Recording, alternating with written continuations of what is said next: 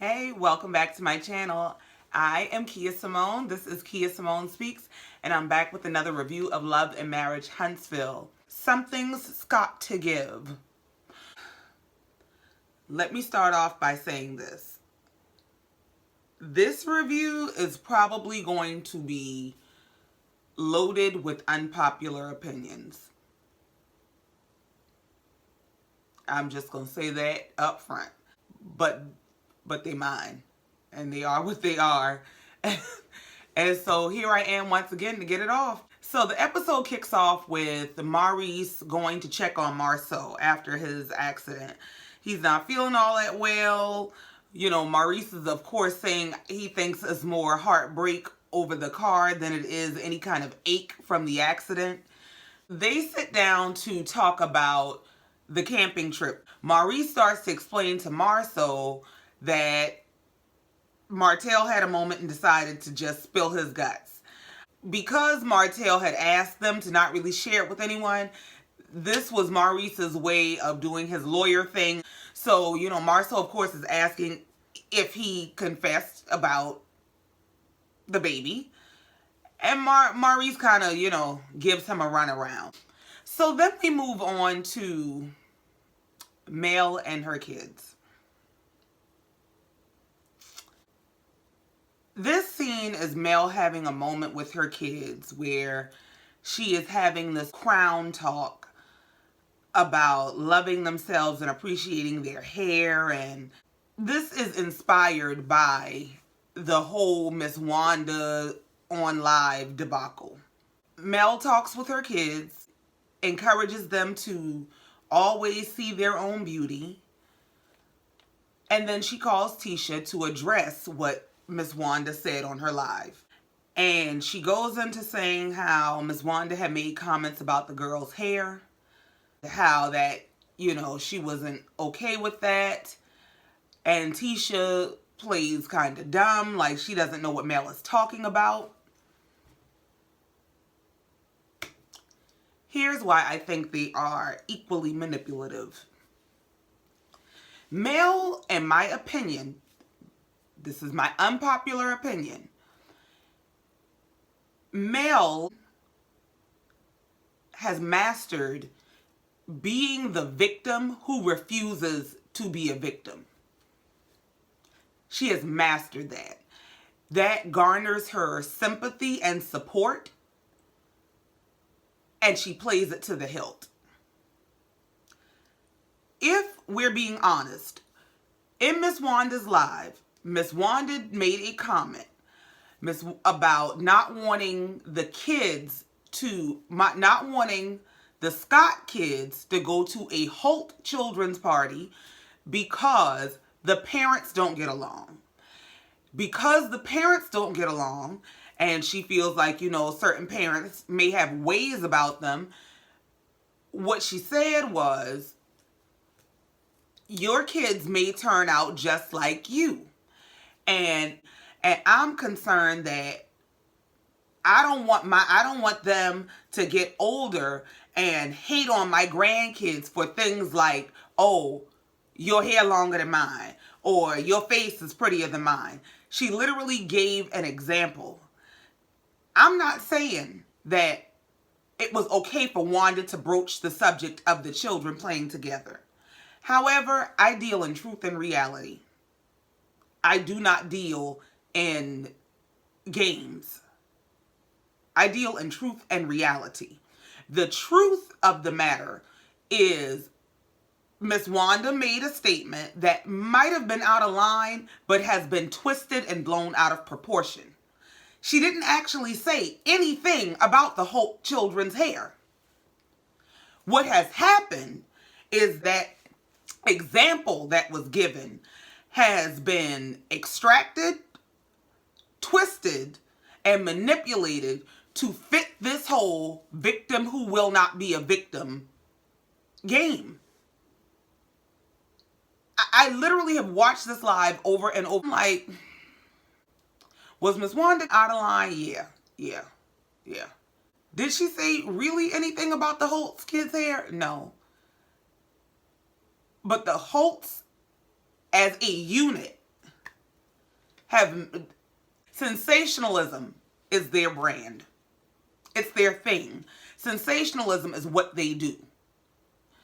I'm just not here for it. I'm not here for it. Mel literally knows what she's doing. This is getting to be the victim and standing up to these people. And it's the whole using kids as any type of pawn for me. That's what it is for me. It's the whole, it's using these children as some form of a pawn in your game. Even down to the whole saying all of this to them about their crowns and not wanting anyone to make them feel bad about their hair. Were the children privy to Miss Wanda's live? I totally get Mel and Martell being offended. But part of this is about villainizing Wanda. Like, Wanda is naturally messy. She's just naturally messy. We know we see the messy. It was literally the perfect opportunity to villainize Wanda. And this is just what the Holts do. Like, and that's why I'm not a fan of much of anybody on this show lately. They're all playing a game, if you ask me. Now, as Tisha and Mel are having this conversation, and you know, Tisha denies being aware of her mom making any sort of comment. Mel uses that opportunity to kind of throw a dig and, you know, go, of course your mom talks about kids. So as they're talking, Tisha segues into, you know, she's having this brown girl event and that she's literally putting on this event to teach these girls to love themselves, which is why she doesn't think her mom would do something like that. But she goes on to kind of invite Mel and her girls.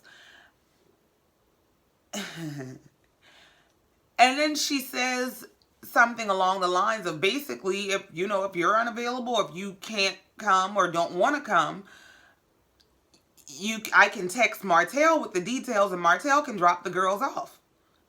And the energy I got from Mel, I just didn't get, like, what is the issue with talking to Martell or sending the information to Martell? If Martell is who they actually have any semblance of a relationship or communication with, then why not Martell? It just was this whole, you don't need to text Martell. It was like, why? Now, don't get me wrong. I get why Mel wouldn't want to drop her girls off. I get why Mel would expect that, you would expect me to bring my girls to a girls event. When Tisha made the comment that, well, Martell drops the girls off to us from time to time, I think that was partially the gut puncher. Like, yeah, you don't know as much as you think. And I kind of think it was a way to get around, you coming to the party. We don't get along. You don't like me. I don't like you. But I would like to extend this offer to your girls. Now, personally, I am of the sentiment that you ain't gonna not like me and think you're gonna play with me. Like, I don't trust people. I do not recommend that people leave their children with people who don't like you. If they don't like you, they are not gonna do right by your children. So, I get where Mel is coming from. But it was this whole thing of, you don't need to text Martell. Like, why? I'm trying to figure out why there's such a reaction. Why there's this almost defensiveness. This almost, why you calling my man type of thing. Moving on. Tisha arrives at home to Marceau in his semi-recovering state. She's coming back from being away for school. She's kind of doting on Marceau about, are you okay? And get this accident. And Marceau starts to give this speech about how he has this new appreciation on life that segues into Stacey Abrams and everything she did. Shout out to Stacey Abrams. And it was just like, Okay, Marcel. Okay. So Tisha asked how he and Wanda got along. Marcel said he was fighting for his life. Okay, Marcel. As they're having this talk about how everything went while Wanda was there in Tisha's place, Miss Wanda shows up with all their kids and some. She has apparently custody of three other kids, and then she brings their kids back. Almost immediately, she jumps on Marceau. Oh, I heard you was in an accident. They banter back and forth about how Marceau thinks that Wanda had something to do with the accident.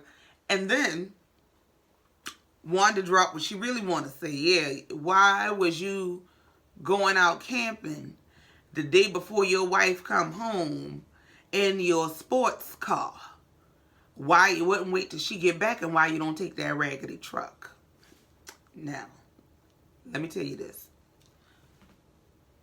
Is Miss Wanda overstepping her boundaries? Yes. Yes. Is what Miss Wanda saying a normal expected conversation between a mother and daughter when some stuff like that happens and you suspect that the man is not faithful? Absolutely. So what happens, I think, is the conversations Tisha and Miss Wanda are having, Wanda is taking over into other spaces. So if in her mind you are either not aware enough to realize that something is going on with this man, or you have a little too much fear to address that something is going on with this man, I'm going to say what you want. I'm going to say what needs to be said. That's what Wanda gives me. Does Miss Wanda? You got to back up now. You got to stop. You really got to stop. I love Miss Wanda. I really do. But Miss Wanda, you got to stop. You got to stop. Miss Wanda told Marceau he must have had somebody. What if you had somebody in the car? What y'all? Well, how I know you ain't had somebody in the car and y'all didn't get to fight? So, Wanda runs down all her conspiracy theories about what Marceau might have been doing and why he was doing what he was doing, how he was doing it. And Marceau starts to talk some trash to Wanda. And he starts talking trash about how she can leave. He wants to know who hurt her. And I had to watch this episode a few times before it dawned on me. I think Marceau a few sheets to the wind. I think Marceau might have had a drink or two in this scene. I don't know that. I'm like, is Marceau tipsy? Is that why Marceau is just letting Wanda have it? Because he tipsy? It gave me that whole he done had a drink vibe. So Wanda tells Marceau how, he's not going to push Tisha over. She reiterates how she does not appreciate the other side of the tracks comment. Marceau doubles down on it and says, I wasn't talking about Tisha, I was talking about you. And he and Tisha eventually get into it about how he's talking to her mother. And, she says, I would never talk to your mom this way. Now, to Marceau's defense, he might come out and say, my mom wouldn't talk to you the way that your mom talks to me. Wanda, after, he tell her she can shake a bone, whatever that means, Miss Wanda gathered her things and her people and said, let's go. I don't want you to open the door for me. I don't need a man. She just reverted. I don't need a man for nothing. I don't need your help. I don't need you to do. In her head, Miss Wanda was saying, this right here why I ain't got no man. This right here why I done put that husband out and I have that other man whenever I get ready. Because I'm sick. Because, she just had a moment. She don't even want you to hold the door for her. Okay, Miss Wanda. So Tisha tells him, since you making my mama uncomfortable coming to the house, you going to have to step in. And so, they go back and forth. Marceau says he's going outside and, and then he makes a smart comment about he's going camping. And Tisha doubled back. As a matter of fact, why did you take that sports car? See, Tisha and Wanda done had that conversation. And Wanda just agreed to be the one to bring it up and ask him.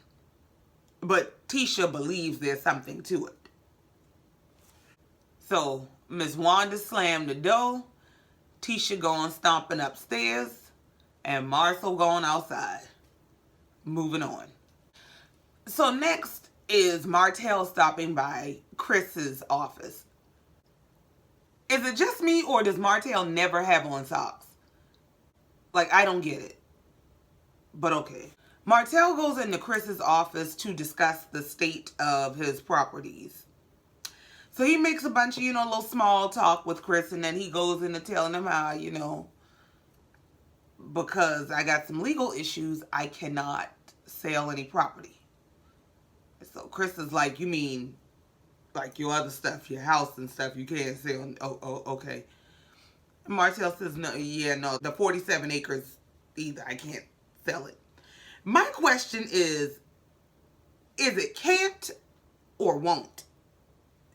Is it an issue of not wanting to split the profit? So Chris starts to explain to him that, first of all,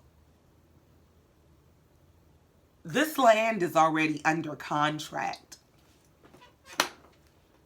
It's under contract. And now you can't sell it?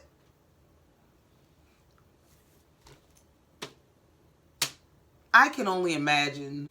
Chris explains to Martell that, listen, these people have started preliminary development things.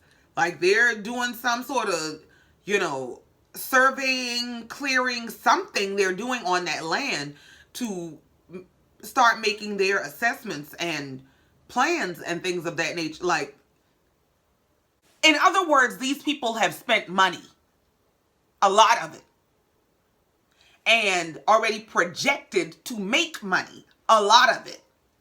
And now you want to just renege the contract because you're going through a divorce. In so many words, they're going to sue the hell out of you. Is basically what Chris is explaining. And so Martell's like, yeah, well, I know I'm aware that, the possibility exists, but we'll just see what happens. And he says that he's prepared to hit rock bottom. I really feel like Martell is doing this to not have to give Melody 50%. I could very well be wrong, but I really think that that's what's going on. And he's screwing over so many people in the process. Some people will cut their nose off to spite their face. I just hope it was worth it. Moving on. Next is Tisha's brown girl event. She set up this event for these little black girls to come in and celebrate all the varied shades of their melanated skin, to celebrate all of the varied patterns of their curly, kinky, coily hair. It's all about black girl magic. Black girl, love yourself. It's such a beauty. Oh my God, there were so many beautiful little girls. They were just beautiful. I loved it. Mel showed up in a full sequin suit. And let me say this. Mel is an absolutely beautiful woman. Absolutely beautiful. She can wear all kinds of things.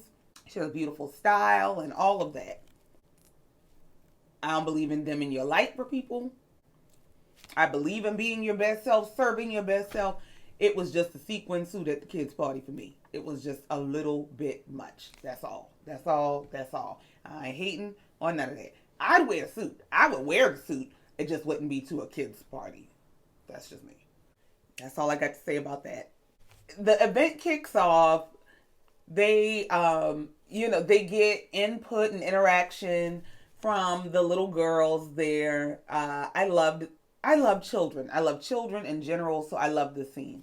They talk about the difficulty for little black girls when it comes to crayons, and how difficult it is for little black girls to ever be able to do any version of self-portrait or self-reflective art because they can't find their skin color in the box.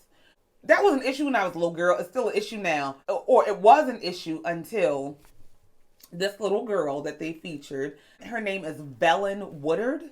She developed a crayon line called More Than Peach. And so they let her talk about how this was developed, how this came to be, and really showcase herself and her product. I thought it was amazing. So Kimmy, Destiny, and Mel are sitting around talking. Destiny and Kimmy are having this chat about how interesting it is that Mel showed up to Tisha's event, but not to Destiny's. Now, Tisha is your arch enemy. Destiny is your friend and confidant. And you weren't able to show up to her event, but you were able to show up to Tisha's event in a full sequin get-up. That's all I got to say about that.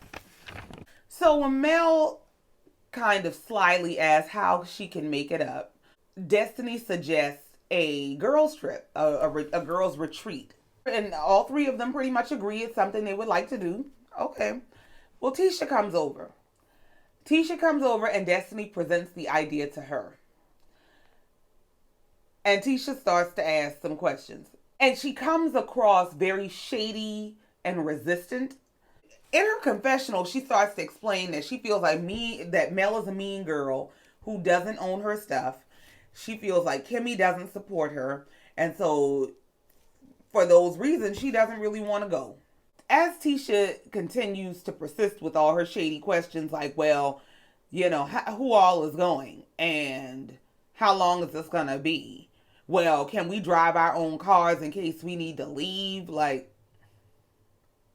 So Mel gets up and walks away. And she's like, I'm going to check on my kids, child. I'll be back. Destiny kind of steps in as a mediator. So Mel comes back. Mel pulls Tisha to the side.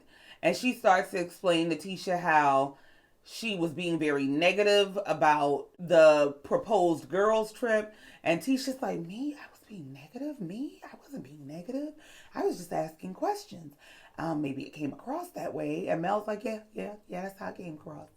They go back and forth about how they both just want positivity and they're trying to move on and leave the negative things behind. I will give Tisha this. I felt like Tisha was at least honest for a change, because I don't feel like Tisha always says what she really feels. And Tisha goes into how when we went on a girls' trip before, you were really coming for me and my marriage and insistent that, my husband cheated on me. So I don't know what to expect going forward. And so they both explain that they don't want negativity, that they're willing to try to move forward. So all the ladies gather together. Tisha thanks them for coming, and they all list some accomplishment they have. It was a great moment of seeing all these women doing positive things. Next, Martell and his kids arrive at Mama Holt's house. The kids are all excited to see their grandma. Grandma's all excited to see them. I love Martell's mama, by the way. I love her. And, she's loving all on her grandkids. And their son is so sweet. Oh, my God. When he's like, Grandma, we're going to have so much fun. I love their kids. They just got the sweetest kids. That's why, I can drag Mel for filth. I can drag Martell for filth. But at the end of the day, the evidence is reflected in their children. That they were doing something right. They were.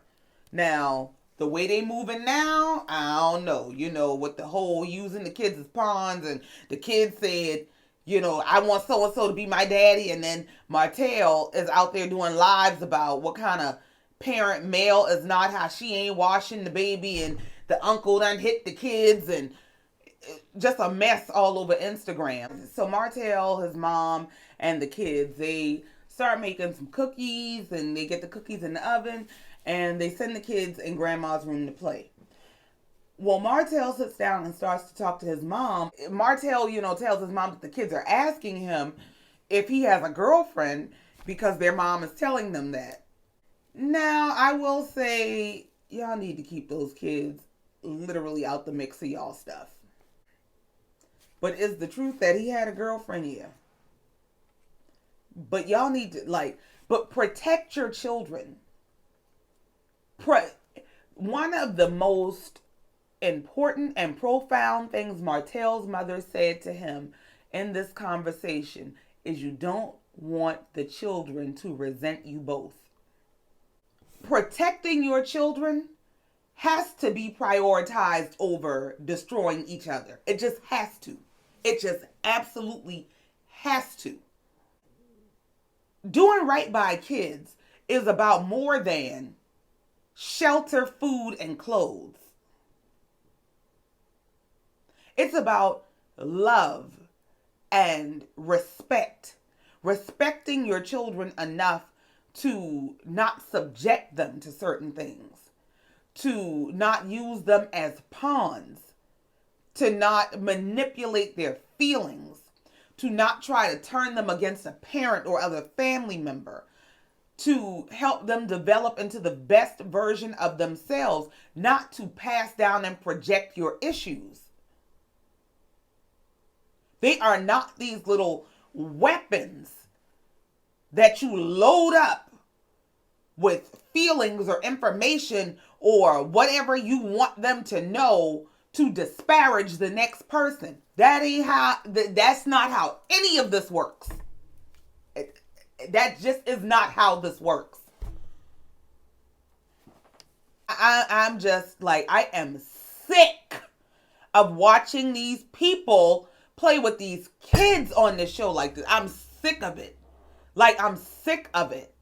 I literally watched a live earlier where Martell literally has his kids on camera and he's questioning them about, what did your uncle teach you? Did your uncle hit you? What did y'all's uncle call you when you left the light on? Now, what does daddy teach you? What is, does daddy do this? And the kids look so confused.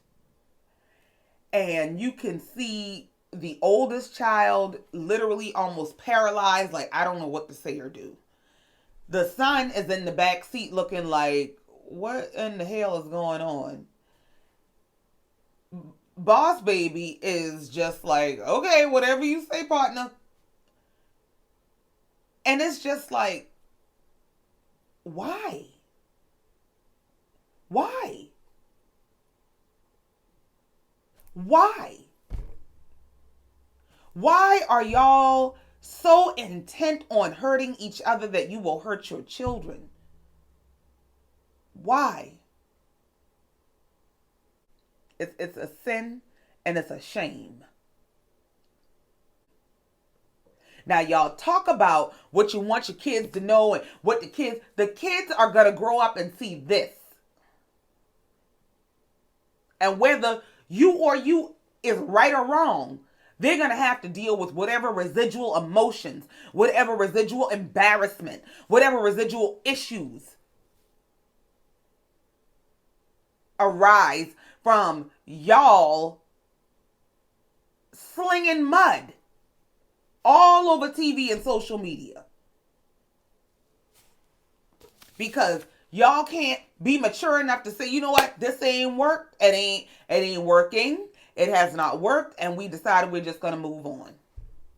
Y'all are literally on I mean, it's like watching two animals fight. Y'all are on a mission to just destroy each other. Mel is those children's only mother. Martell is their only father. How dare you be so self-absorbed? How dare you? That you will sacrifice your children's well-being in terms of their mental and emotional health for the sake of taking the other parent down. It's a sin and it's a shame. Whew, all right. Got that rant out. So Martell is talking to his mom about Mel telling the kids that he has a girlfriend. And he's telling his mom how I'm gonna do the same thing. I'm gonna stoop to that level. I'm gonna tell him she got a boyfriend. Please see previous rant. Martell's mom tries to explain to Martell that Melody is hurt. That yes, I know she'd rather get on social media and talk about everything and play the strong role, but it's really eating at her and it really hurts. Martell starts to say to his mom how his issue is that Mel is telling everyone he cheated, but not acknowledging that she cheated. And he feels like if we're gonna put one out there, let's put both. Let's not make me the scapegoat. And the only reason I kind of believe Martell, really, really believe Martell in this moment, is because his mom just said, yeah. When he said, how can you put me out there when you cheated too? And his mom just said, yeah. She didn't challenge it. She didn't resist it. She didn't say, Martell, stop that. Martell, you know that girl, didn't you? She just, yeah. I think there's something there. And what it is Martell is so far in the corner of wrong that nobody is willing to hear him about, okay, well, because she very well might have done some stuff.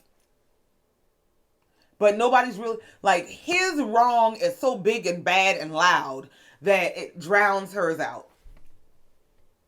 That's just what it is. It's unfortunate, but that's just what it is. So after Martell, says what he says about the cheating, his mom really goes for the gusto. She's like, well, what about the other rumors that are online?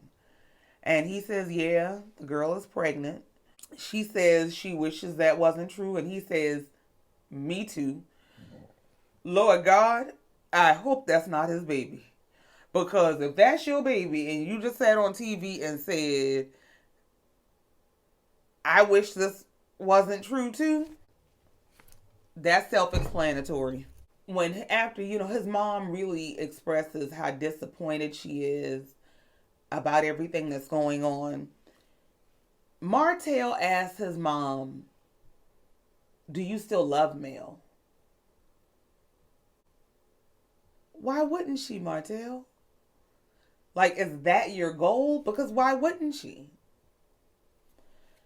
And so his mom goes into explaining how, without hesitation, yes, I love her.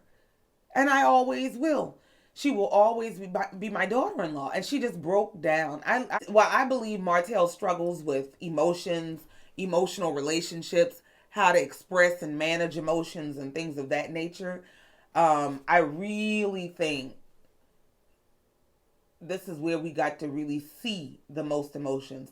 I feel like you could see him hurt at disappointing his mom.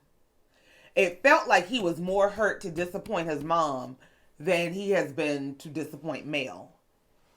And his mom makes it very clear that it hurts her to see Mel going through this because she's a woman. I'm a woman too, baby. I know what it is to be hurt by men. And the way I get the feeling that Martell's mother tried to raise him to be better than that. Oh, and even in this moment, after she breaks down, and she's like, I cannot believe this is happening, she still goes on to try to encourage her son. It's just, I love his mother. She goes on to say, you never know how things will turn out. And Martell he has a glimmer of hope that everything is going to work out. They're sitting there and his mom is trying to pull herself back together and he's just sitting there in his awkward silence. And so they decide to call the kids back out and let's, pull it back together. And the episode ends with the kids, coming out and eating their cookies. And the baby is on the counter shaking her head like that cookie must have been damn good. Because they're, eating their cookies and the baby is trying to walk. And, and it's a really sweet, special moment. And so that's where the episode ends.